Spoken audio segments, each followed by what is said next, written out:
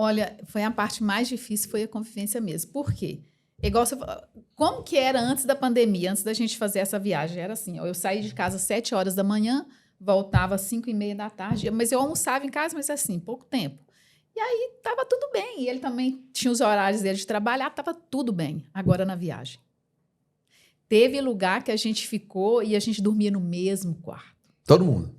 Todo mundo. Por quê? Porque era um apoio que os motociclistas cediam para a gente economizar. Claro. Então, a gente dormia. Inclusive, elas esses dias estavam elegendo os piores hospedagens e esse foi a pior de todas. Por quê? Porque a gente tinha que ficar ali, num quarto só.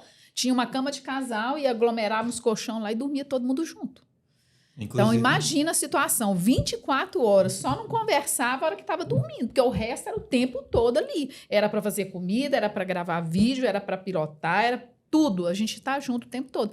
Então, de longe, isso daí foi a parte mais difícil da viagem. Não foi a pilotagem, apesar que eu acho que elas tiveram os desafios, as dificuldades, mas não foi isso. A parte mais difícil, acho que era e continua sendo.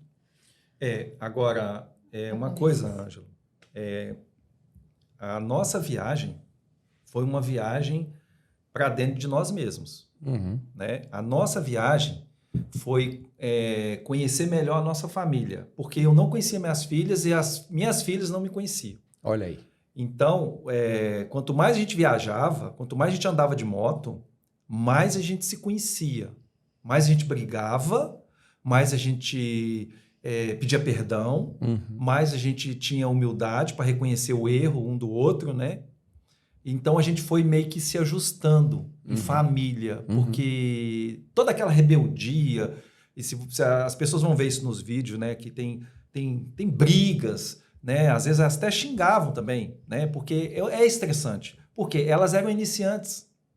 Então, por exemplo, vou dar um exemplo para você. Eu nunca guiei um grupo. Eu era iniciante. Eu era iniciante. Eu nunca guiei um grupo. Eu fui guiar o grupo da minha família. Qual é o sentimento de um pai que carrega 3 filhas nas costas? Cara, eu não consigo Foi imaginar. chamado de assassino, viu? Eu fui chamado de Muita assassino, de inconsequente, de sei lá o quê. Você é louco, você é um doido carregar suas filhas iniciantes. Cara, nós saímos daqui de Minas Gerais, atravessamos o Goiás e entramos no Tocantins. Pegamos a BR, Belém, Brasília, a 153. Eu coloquei minhas 3 filhas no inferno. Inclusive, tem vídeo delas lá no meio daqueles monte de carreta, bitrem, elas lá espremidinhas lá no meio. E eu o tempo todo olhando no retrovisor. Por que eu não gostava de olhar pro GPS? Por que o George não anda olhando o GPS? Que eu tinha o tempo todo, eu tinha que ficar olhando no retrovisor e vendo se minhas filhas estavam próximas de mim. Ou se de repente uma ficou para trás porque aconteceu de cair ou machucar ou sei lá o quê.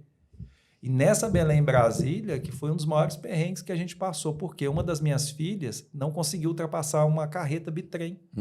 E ela Quando eu fui, ela foi atrás de mim. Só que já vinha uma outra carreta. Entendi. E aí eu consegui na 1250, eu fui rapidinho, passei a carreta, e ela ficou no meio da carreta. O que ela fez? Ela jogou pro acostamento e a outra carreta que estava vindo correndo passou direto. E ela ficou no acostamento. E as outras 2 minhas filhas que estavam atrás, falou assim, perdi minha irmã. Porque elas viu o acidente na hora.